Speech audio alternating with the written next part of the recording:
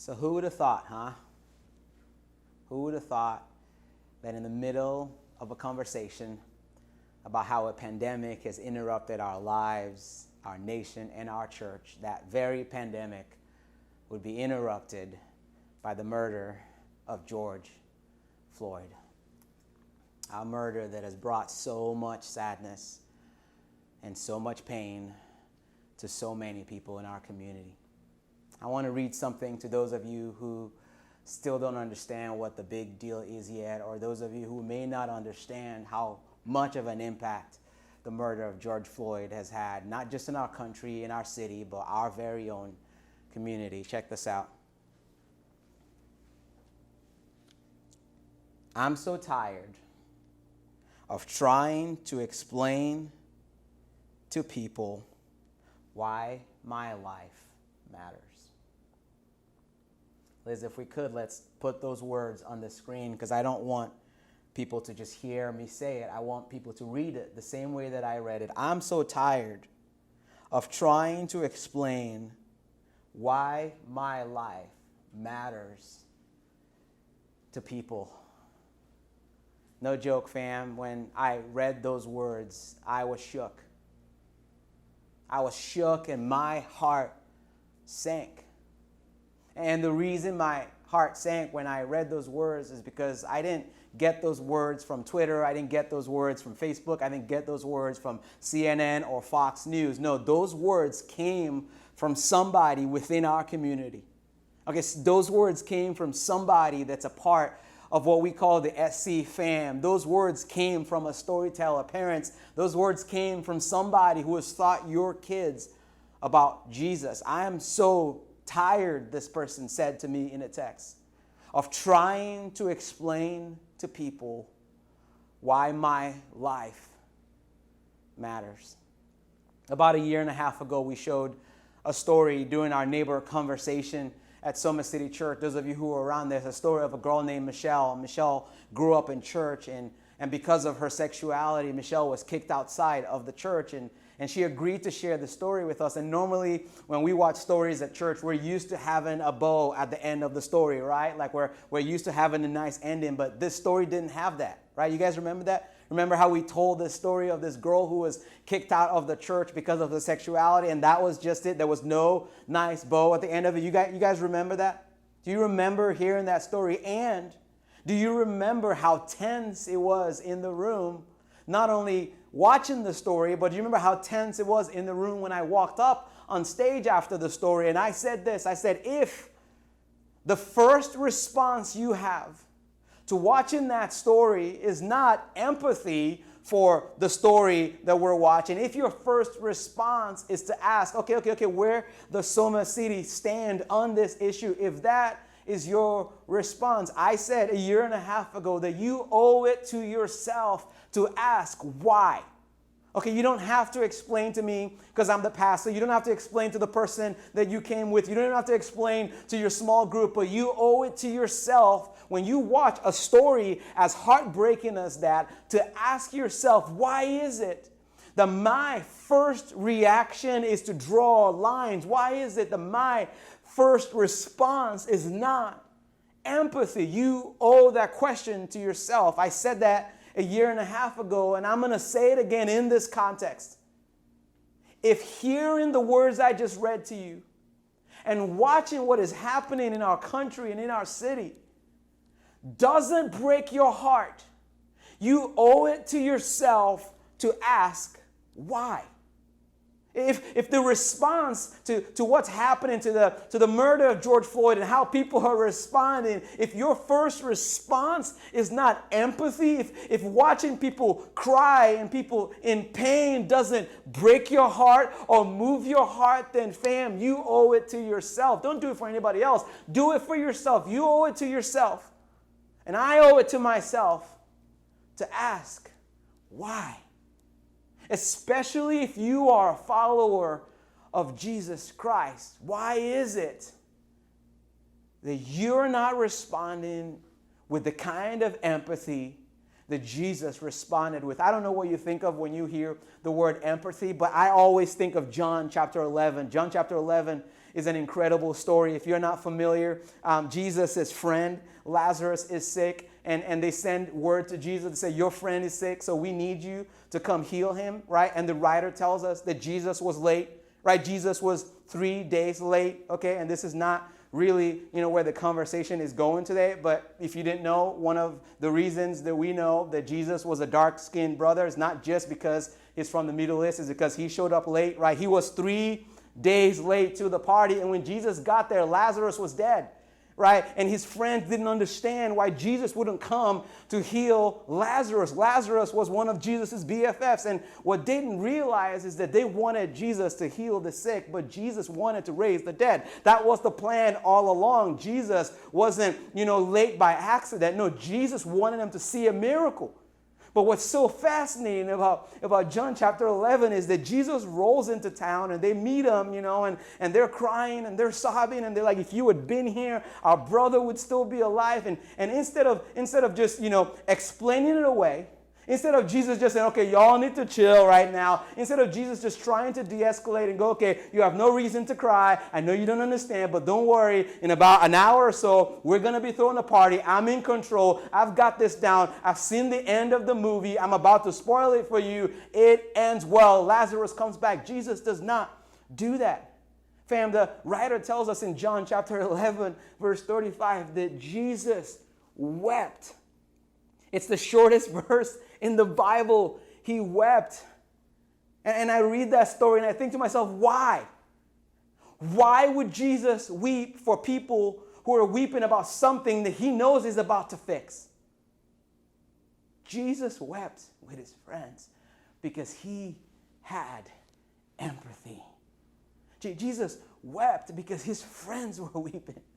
Jesus was in pain because his friends were in pain. He didn't try to explain away their pain. He didn't try to just tell them what was really happening. No, he was in the moment and he wept with them. I don't know about you guys, but I am so thankful that we have a God who weeps with us. Right? If you're watching this and maybe you're new to Christianity and new to Jesus and following God and you're still trying to figure out who God is, that's one of the most amazing things about the God of the Bible. One of the things that makes Jesus so fascinating is that he didn't just stay in heaven and say, okay, peace out, y'all. I'm going to fix this from here. No, he came down and he walked in our shoes and he empathizes with us and he weeps with us. Just think about that for a second. The God who spoke the universe into existence, the sovereign God who knows the future from the past, the one who holds the galaxies in the palm of his hands, wept with his friends. I love that we have a God who weeps with us. I know a lot of people in our community have been weeping in the last couple weeks, and I just want you to know that you serve a God who weeps with you, even when he knows the outcome. And what we're going to see this morning is that we not only serve a God who weeps with us, but we serve a God who invites us to weep with others. We not only serve a God who walks with us in our pain, fam, we serve a God who has invited the followers of Jesus, people who follow him, his children, to step and walk in the pain of others. In about 20 or so minutes, depending on how long I preach, maybe 2 hours, I don't know. But I'm going to give us some practical ways for us to walk with the people in our community right now who are in pain. Right? A lot of you guys have been asking, what can I do? What can I do? What can I do? Towards the end of this sermon, I'm going to give you some practical things to do. I'm going to equip us with some tools for the fight, so to speak. But before we do that, before we talk about how we're going to fight, I want to just spend a little bit of time just talking about what the fight is. Okay, in a culture where any conversation about race and about equality can be so polarized, and I just want to make sure that we're on the same page. I want to make sure that we have the same understanding on what we're fighting for, because if we don't understand what we're fighting for, fam, then we run the risk of doing more harm than good. It's sort of like when my oldest daughter started playing basketball. For those of you who don't know, my wife and I adopted our oldest daughter. She was 12 from Haiti.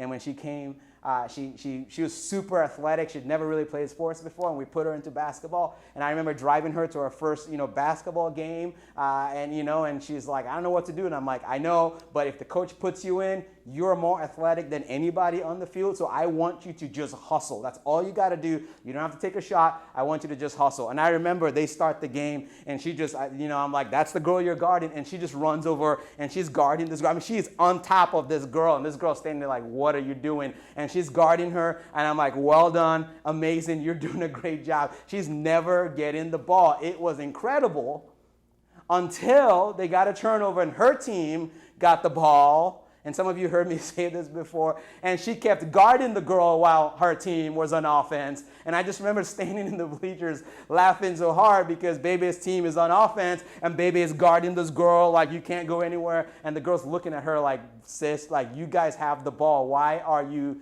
guarding me? I was laughing so hard because even though she had so much passion, she did not have an understanding of the game. Right? And I share that story because my fear is that so many of us who are passionate right now about joining the fight and fighting for social equality and fighting for racial equality have a whole lot of passion. But there's a chance that we don't have an understanding of the fight that we're going to fight. And so I don't want that to be the case. And so what I want to do, again, is just share a few things with you guys of what is the fight that we're fighting? What is this fight about? I'm going to share about 4 to 5 thoughts with you, depending on how much time that we have. This is obviously not an exhaustive list. I'm guessing some of you are going to watch this and go, oh man, Sammy, you could have shared 10 things or 15 things or 20 things. I know that.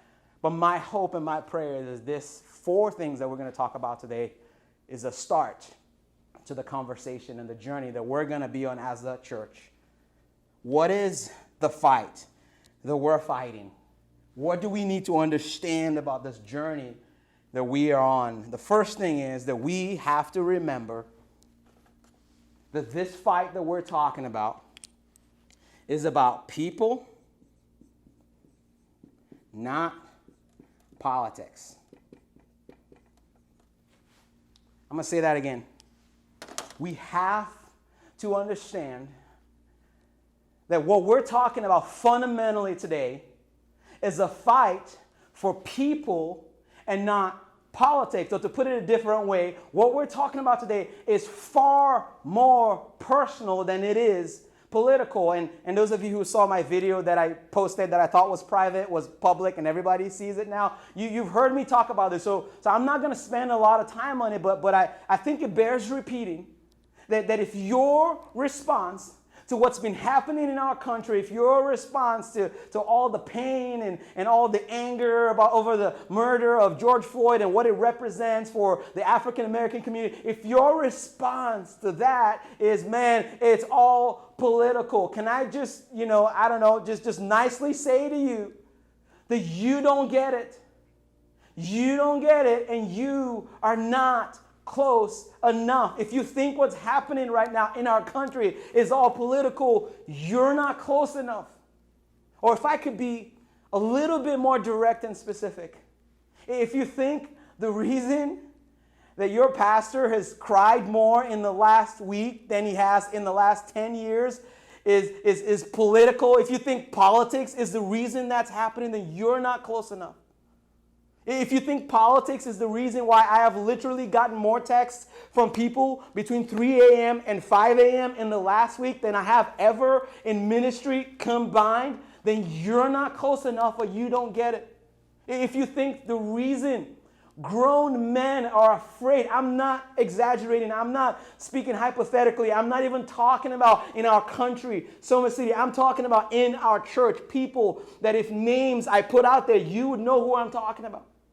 If you think politics is the reason that grown men and grown women are afraid to leave their house, then you don't get it, and or you are not close enough. This is about people and not about politics. Now, don't get me wrong. I'm not saying that there isn't a political element to the conversation. Nor am I saying that this conversation has not been how do you say the word? Politicized, right? Of course, there's a political element to it. Of course, our vote matters. Of course, politicians and policies affect what happened to people. So no, I'm not saying that politics doesn't matter. Obviously, it does. What I'm saying is that that is not the starting point. Okay, if you are a follower of Jesus Christ, the starting point to this conversation is not politics. In other words, we don't inform our view of people based on our politics. No, our politics is informed by our view of people, and our view of people is informed by what the Bible teaches us. The starting point to this conversation for racial and social equality is people. Or to put it a different way, the lead story is not politics. The lead story is people made in the image of God are in pain. And the question I'm hoping that you're asking yourself right now is, do you see people? Or do you see all of this only through a political landscape? I love the way Jesus illustrates this in the parable of the Good Samaritan, maybe the most famous parable in the entire Bible. It's in Luke chapter 10, right? For those of you who are Seinfeld fans, just so you know, Seinfeld, Larry David didn't come up with the Good Samaritan. Jesus did, and then they stole it, right? I don't think they gave him credit for it, by the way, but I don't think Jesus cares. I think he's okay with that. In Luke chapter 10, Jesus tells a parable called the parable of the Good Samaritan. Right? And a parable is just a made-up story that Jesus told to illustrate a spiritual lesson. And Jesus says this, right? Jesus says in verse 30, Luke chapter 10, Jesus said to them, he says, a man was going down from Jerusalem to Jericho when he was attacked by robbers. So this guy is traveling and he gets jumped. They stripped him of his clothes, beat him up, stole his Jordans, stole his Levi pants, stole his wallet and everything he had. They went away, and check it out. It says they left him half dead. And then Jesus says, guess what? A priest comes walking by.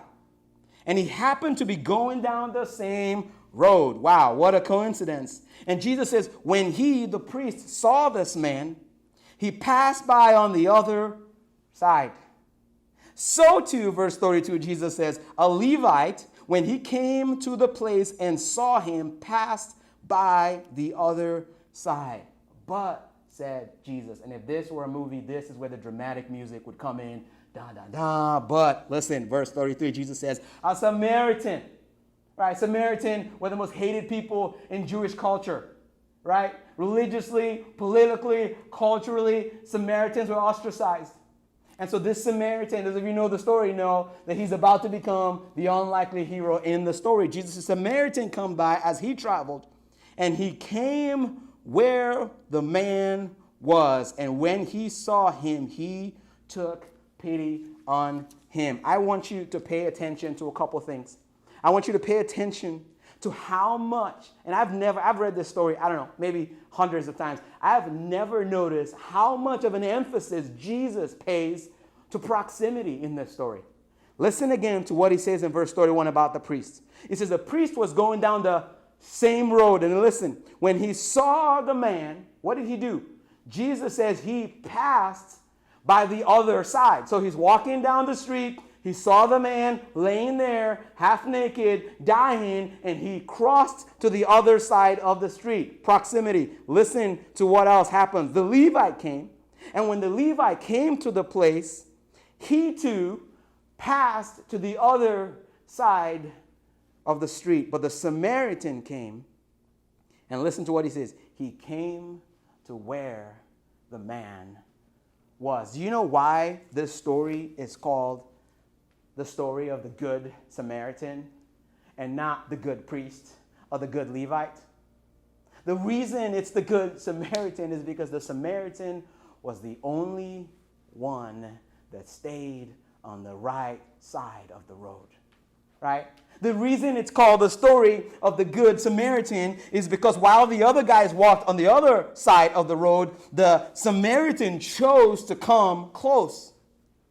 Right? The reason it's called the story of the Good Samaritan is not because the Good Samaritan in this story is better than the priest or the Levite. No, the reason it's called that is because the Good Samaritan made this personal. He got close enough to where it became personal. And Jesus does not tell us this, but I bet the priest and the Levite had really, really good reasons to walk on the other side of the road. But the Good Samaritan instead drew close and he saw a person. This conversation, Soma City Church, that we're having, this journey that we're on, this conversation about racial equality and about justice, is about people and not politics.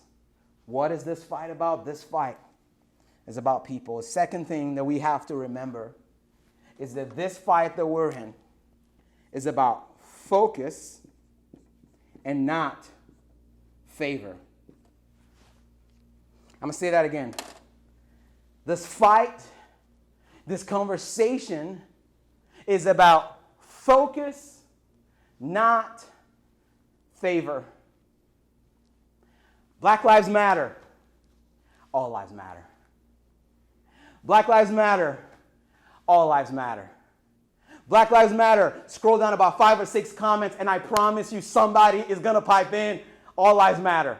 Right? Is it just me or has everyone else noticed that? Right? Every time I look on Facebook or Twitter or Instagram and somebody steps into the conversation that we're having nationally right now and they say, hey, I just want to affirm that all lives matter. Somebody steps in and they say, hey, or Black Lives Matter rather, hey, I just want to state that all lives matter. And I don't know about you guys, but every time I see that, I want to literally pull my dreads out. That, or I want to jump in the screen so I can look those people in the face and grab them by the neck or grab them by the cheeks rather and say to them, why are you confusing focus with favor?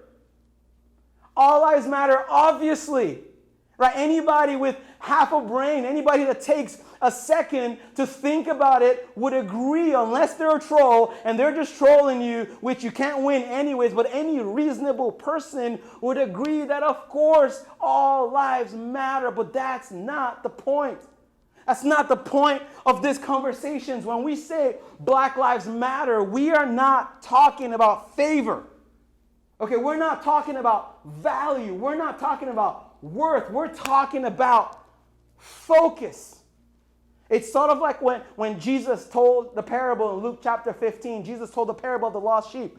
He's like, there was a guy that had 100 sheep and he loses one of them. And he left the 99 to go find the one. And when he found the one, he came back and he celebrated. And Jesus said this. Check it out. Listen to what Jesus says in Luke chapter 15.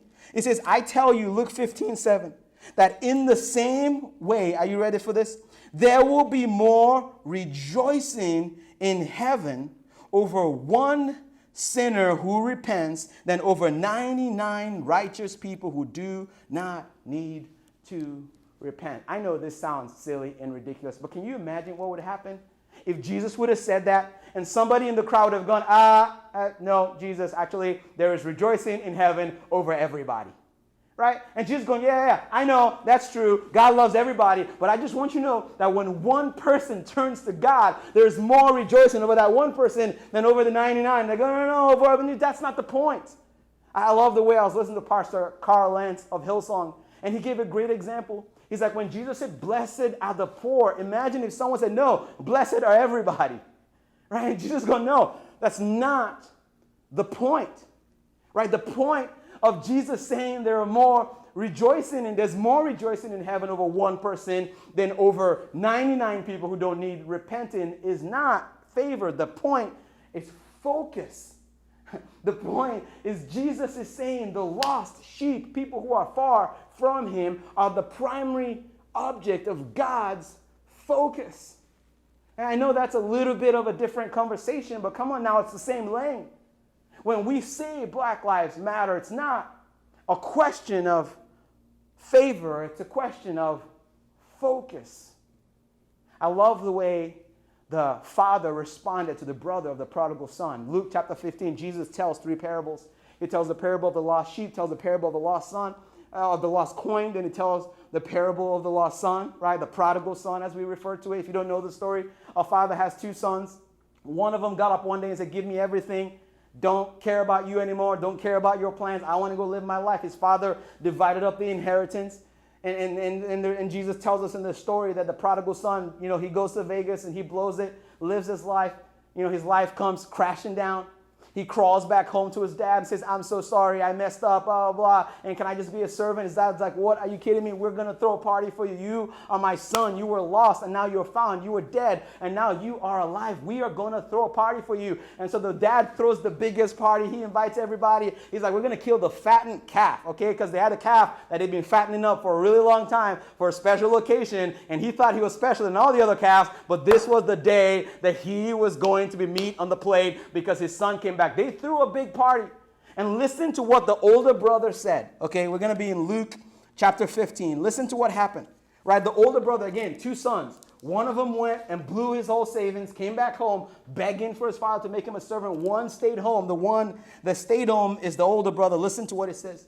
The writer says the older brother became angry and he refused to go in. Go in where? He refused to go into the party. So his father went out and pleaded with him. And then listen to what the older brother said to the father. He said, Father, look, all of these years I've been slaving for you and I've never disobeyed your orders, yet you never even gave me a young goat so I could celebrate with my friends. He's just whining. But when this son of yours has squandered all his property with prostitutes and comes home, you killed a fattened calf for him. Wham. Listen to what the father says to him in verse 31. The father says to him, you are always with me. Bro, you're always with me, and everything I have is yours. Interesting, isn't it? That the older brother confused focus with favor. Right? The same way that so many of us in this conversation confuse focus with favor. The older brother thought that the father favored the younger son over him, and the father's going, no, I love both of you, but right now your brother is the focus because he was lost, now he's found, he was dead, and now he's alive. And the brother missed it. Right? Instead of participating in the party, he pouted. Instead of throwing a parade for his brother who was lost and is now found, he threw a pity party for himself. Instead of dining with his brother, he decided that he was going to whine. Instead of joining a feast, he decided that he was going to fact check his dad. Dad, just in case you forgot, he left. He took everything. He was with prostitutes. You can see the videos on YouTube. It's terrible. He did everything wrong. I did everything right. He missed the point. And I know that there's so many layers to this conversation. But if I could just say to our white brothers and sisters that are a part of the Soma City Church, what if instead of, like the older brother, pouting, you participated? Right? Right? What if instead of defending, instead of jumping in every time someone says something like Black Lives Matter with All Lives Matter, you celebrated? What if, unlike the older brother, instead of fact-checking every time when somebody is being celebrated, that we joined the feast? What if in the midst of this conversation that's gripped our entire nation, instead of just standing with your arms folded, what if you raised your hands? What if you held up a sign and you said, yeah, I agree, the Black Lives Matter. Not because I think Black lives are favored, but because I understand that this is about focus and not favor.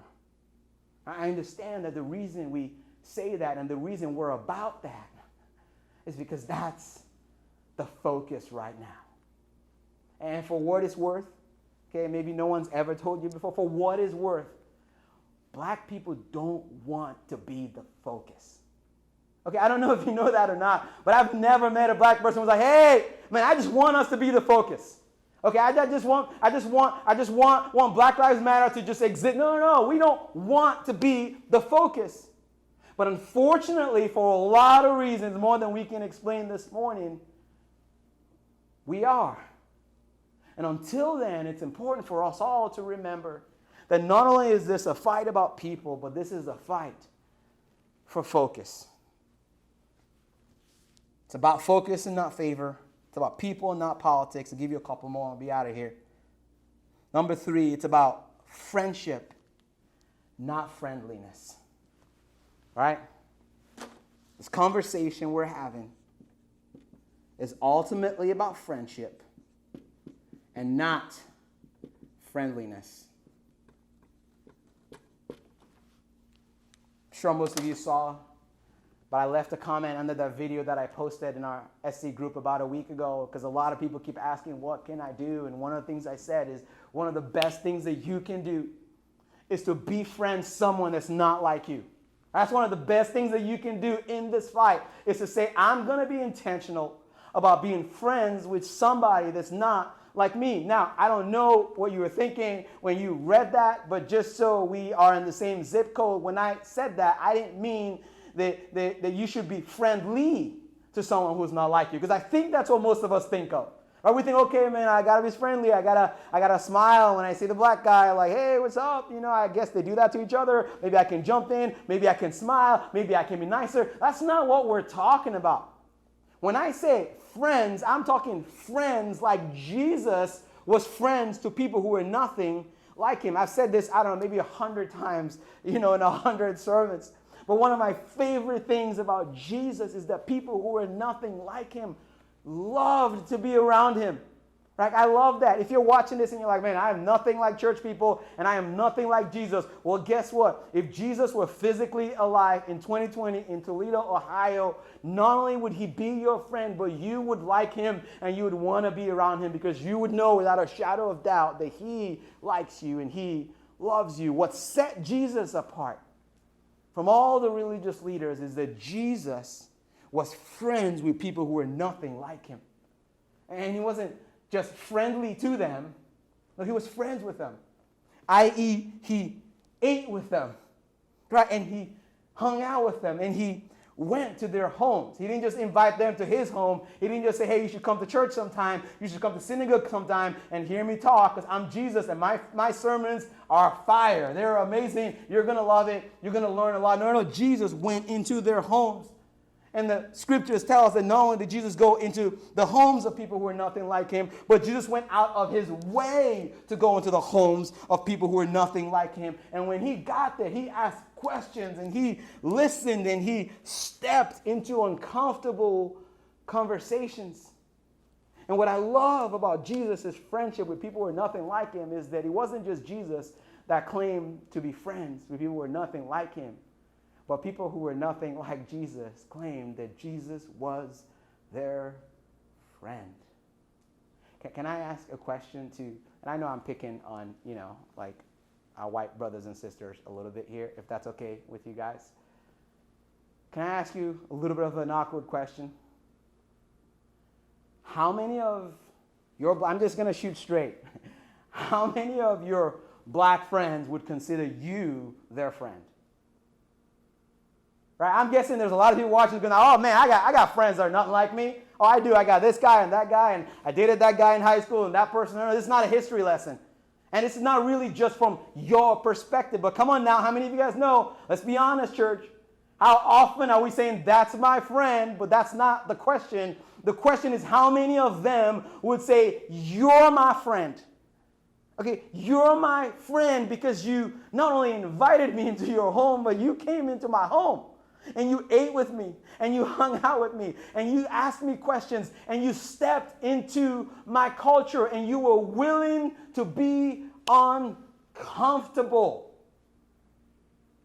This is not just about being friendly. It's about friendships.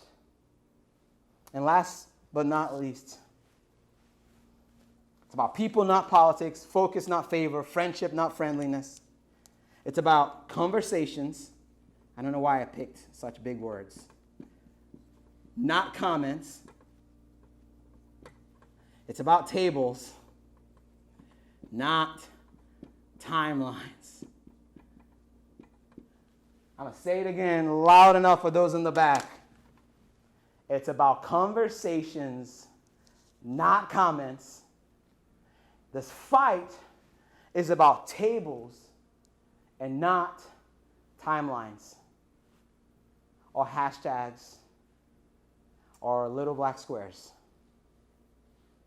Am I glad that in the last couple weeks I've seen more people post about racial inequality and Black Lives Matter than I have seen in my whole life? Absolutely, you better believe it. Right, just so you know, right? I mean, earlier this week I hung out in a room with 7 or 8 black people, and one of the things we were talking about was like, wow, isn't it amazing? Like, people are talking, this is amazing. Right, people that we've never seen say anything about racial inequality, all of a sudden are posting little black squares and hashtag Black Lives Matter, and they're speaking out against racial injustice. Do we love that? Do I love that? Yes. I think it's incredible.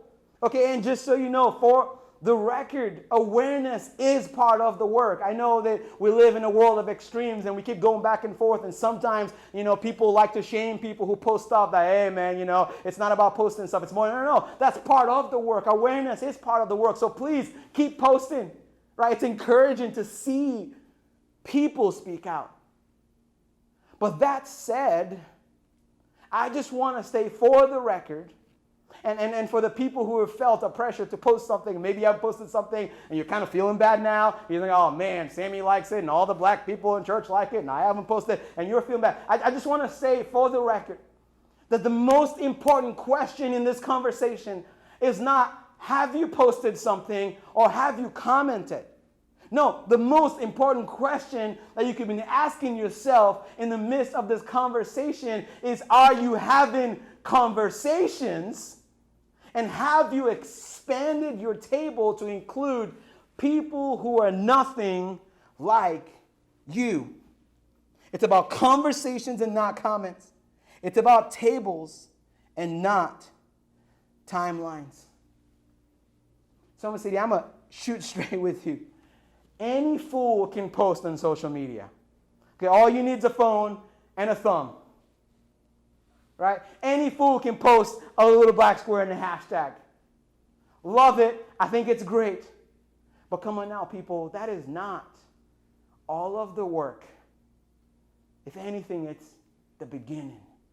And what I'm hoping will happen as a result of this conversation, all the conversations we're going to have over the next several weeks, is that as a church community, we decide that we're not going to settle for comments and we're not going to settle for timelines, and we're thankful for social media. It's a great gift. It's a great opportunity for awareness, but we're going to take it a step further. We are going to be courageous.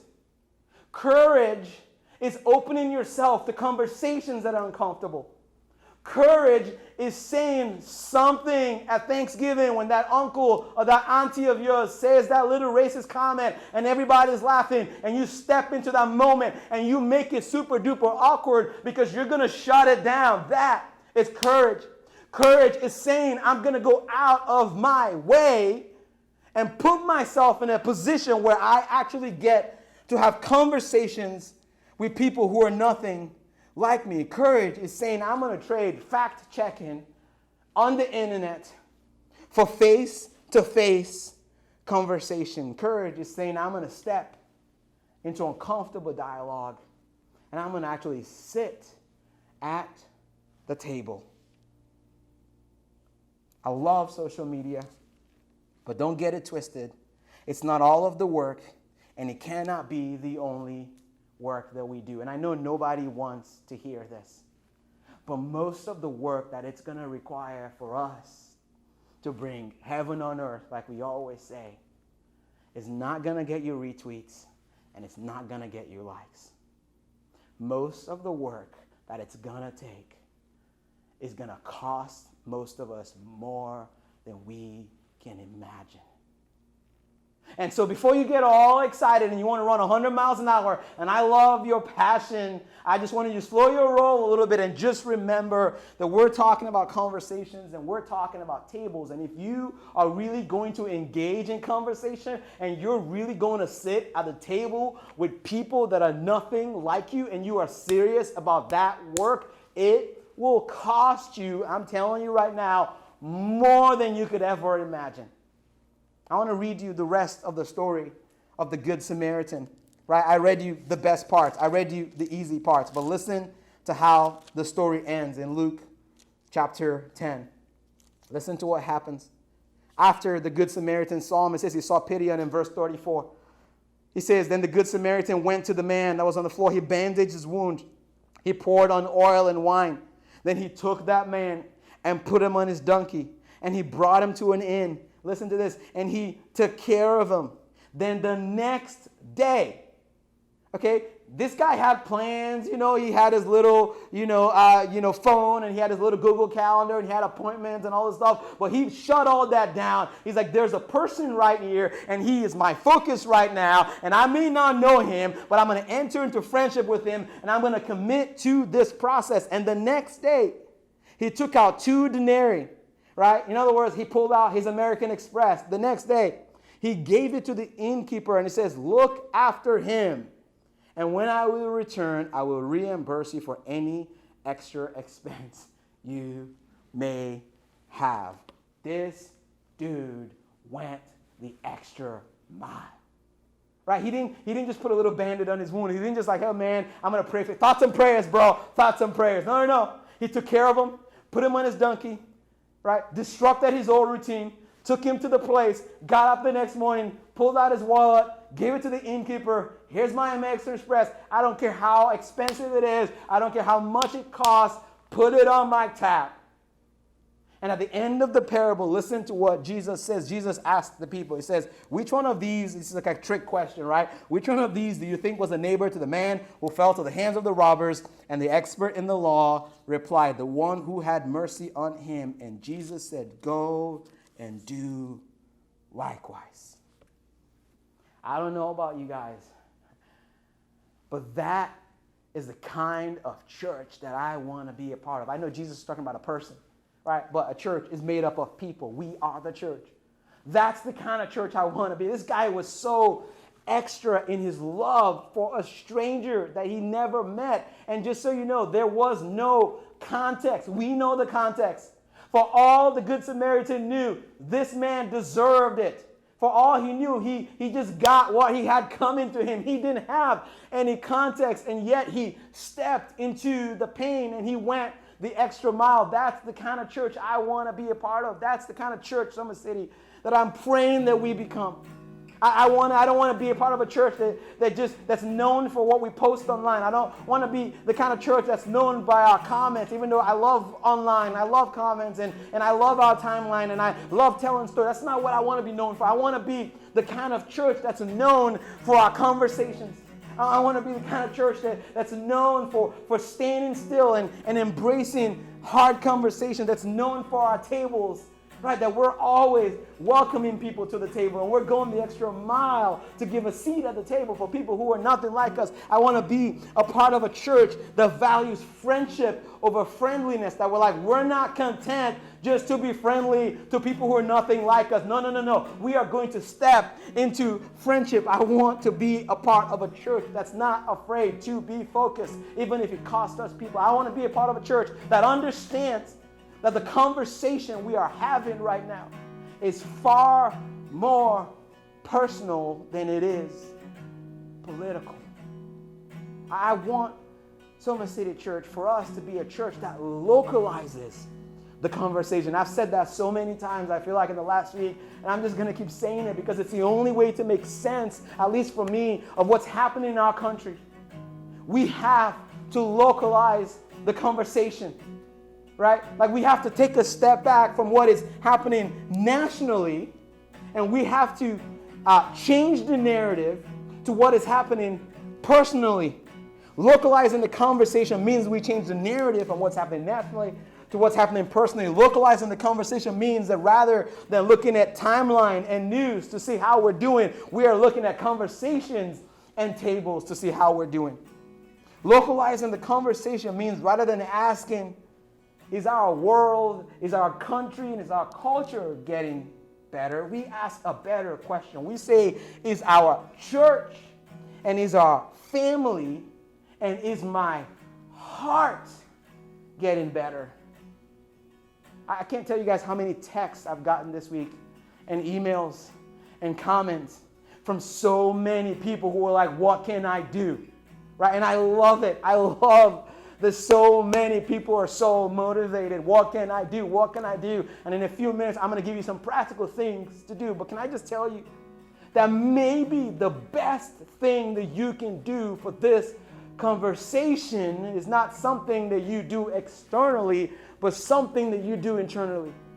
Could it be that the next best thing you can do is to check your heart, right? Instead of trying to scorecard what's happening in our country, how about we scorecard our hearts? Or what if the next best thing you can do is to just say, Holy Spirit, will you search me?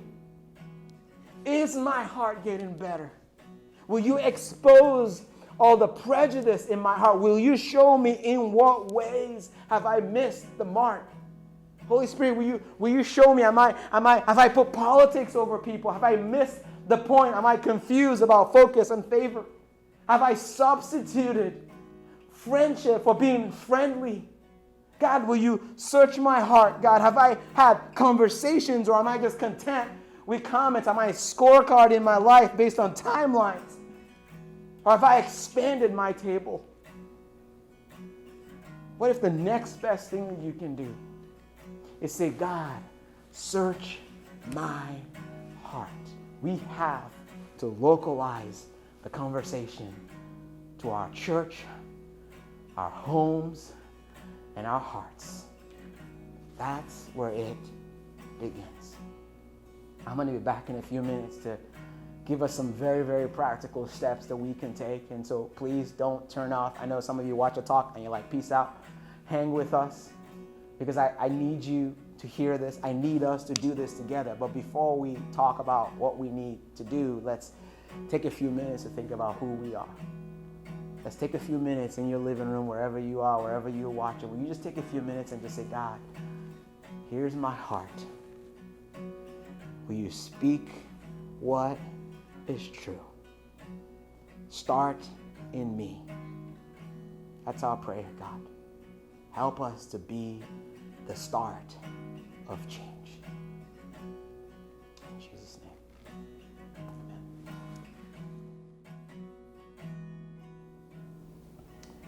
So what is this fight about? It's about people, not politics. Focus, not favor. Friendship, not friendliness. Conversation, not comments. It's about tables and not timelines. Okay, Sammy, that sounds great, but what does that mean practically? We have a couple practical steps for you to take if you are one of those people that you're like, man, what can I do? Where do I start? Here are 3 things that you can do. We're going to start a book club in a couple weeks, and I know that sounds so intimidating. You're like, book club. It's not intimidating, but there is an incredible book that's an amazing conversation tool and starter for people who want to be a part of social justice and racial inequality, and you want to understand what this fight is about. And so this week we're going to post a link to it. We're going to give you a form, and I just want to challenge you to say yes. Okay, if you're so passionate about doing something, will you read one book? Right? We're going to buy the book for you. If you commit to show up, it's going to be a 6-week, 1 hour a week. Will you give 1 hour a week to read one book for the sake, not only for conversation, but so you can better understand the fight that we're in? We're going to post the link today, and you're going to see it all over our social media. One book, 1 hour for the next 6 weeks. That's not too much to ask us in this journey.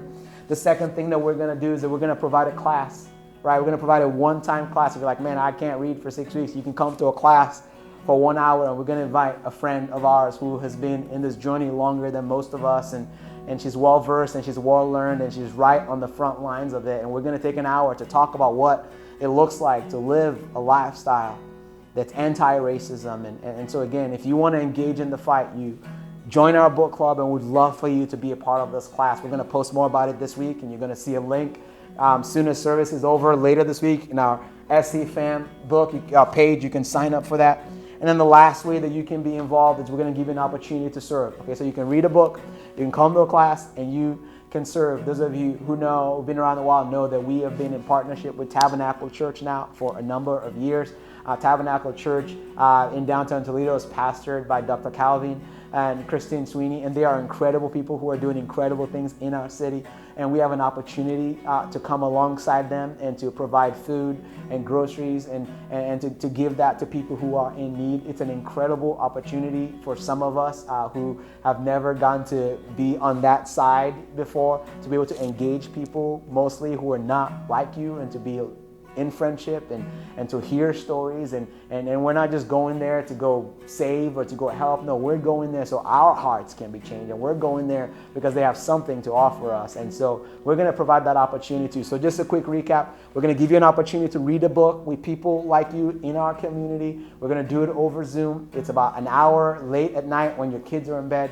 We want you to be a part of it. We're going to give you an opportunity to be a part of a one-time, 1-hour class where you can learn more about the conversation. And then we're going to give you an opportunity to go serve every single week. If you are one of those people that have just been dying for something to do, these are incredible first steps to be able to take. And I hope that you are a part of that. If you are watching this morning and you don't have a friendship with Jesus, I just want to invite you to pray a prayer that we ask people to pray all the time, right? I talk a lot about Jesus. The reason we talk a lot about Jesus is because He's the most incredible being in the world. And not only is He the most incredible being in the world, but Jesus died on a cross for our sins. And 3 days later, He rose from the dead and He defeated death. And that's where our hope is.